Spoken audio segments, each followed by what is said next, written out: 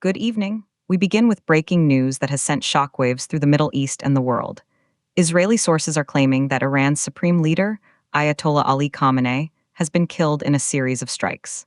This report, if confirmed, would represent the most significant geopolitical earthquake in decades.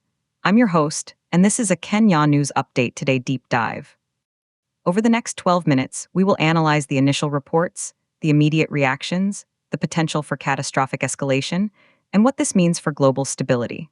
Our sources include the Standard Group, a leading multimedia house in Kenya, and international wire services. We will present multiple perspectives, from the Israeli government's claims to the likely Iranian response and the critical role of the United States under President Donald Trump. Let's start with the core claim. In a televised statement this morning, Israeli Prime Minister Benjamin Netanyahu declared, and I quote, "This morning, in a powerful surprise strike, the compound of the tyrant Ali Khamenei was destroyed in the heart of Tehran." Netanyahu went further, stating there are signs that the supreme leader was killed in that attack. The timing is critical.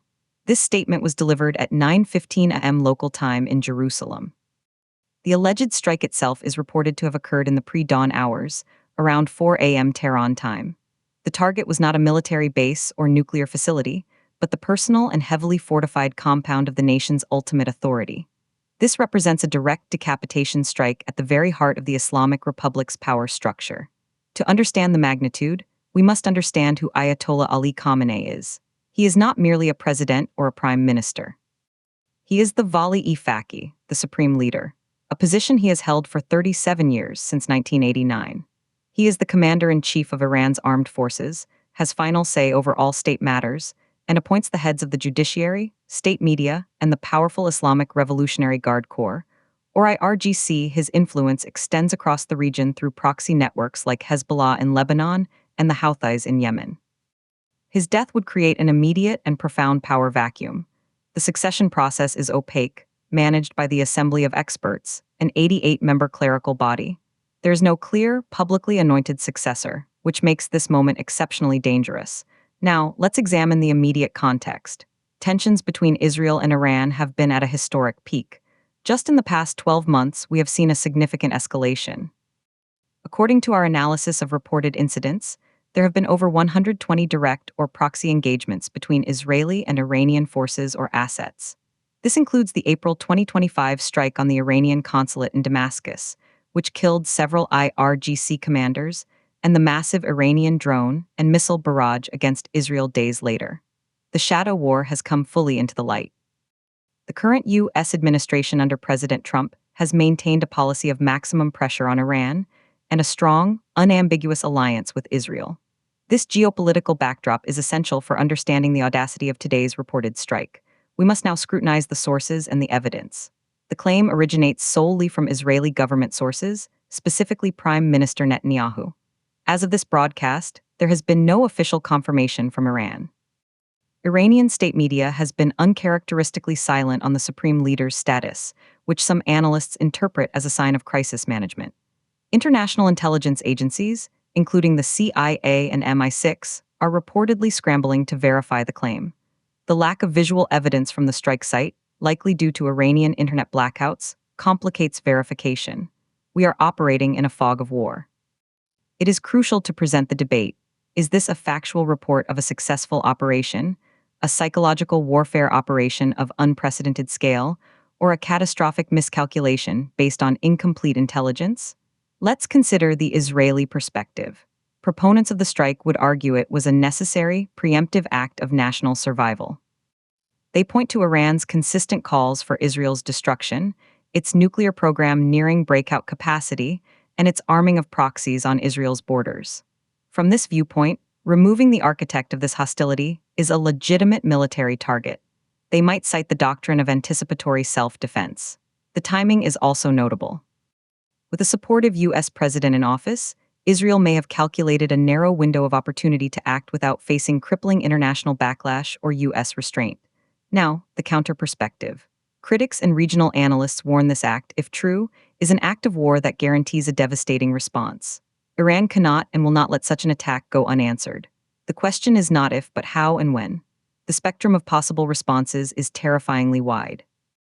It could range from a massive, conventional missile, barrage targeting Israeli cities and infrastructure, to activation of all proxy forces simultaneously attacking U.S. and Israeli interests across the Middle East, to asymmetric attacks on global shipping, or even an acceleration of their nuclear program. The death toll from a full-scale regional war could reach catastrophic levels. Initial estimates from conflict modeling suggest a conventional exchange could result in over 10,000 casualties in the first 48 hours and displace more than 1 million people. The economic implications are staggering. The Strait of Hormuz, through which 20% of the world's oil passes, would likely be shut down or become a war zone. Global oil prices, currently around $85 per barrel, could spike to over $200 per barrel overnight. This would trigger a global recession. For Kenya and East Africa, the impact would be severe. Energy costs would skyrocket, increasing the cost of transport and goods. Our key exports to the region could be disrupted. The Kenyan shilling would face immense pressure. The Central Bank of Kenya would need to intervene aggressively to stabilize the currency. We are looking at a potential economic shock that could cost the Kenyan economy billions of shillings in lost growth and increased import costs. Now, the role of the United States. President Donald Trump, now in his second term, has cultivated a close alliance with Netanyahu. His administration has previously withdrawn from the Iran nuclear deal and imposed crushing sanctions. The critical question for Washington is, were they informed? Was this a joint operation? Or was Israel acting unilaterally? The U.S. response will dictate the global response. If the U.S. fully backs Israel, it risks being drawn into a major Middle Eastern war. If it condemns or distances itself, it could fracture the alliance. Early signals from the White House are ambiguous. A senior administration official stated only that the United States is monitoring the situation closely and reaffirms Israel's right to defend itself. This is a carefully worded statement that does not confirm or deny involvement. The international reaction is beginning to crystallize.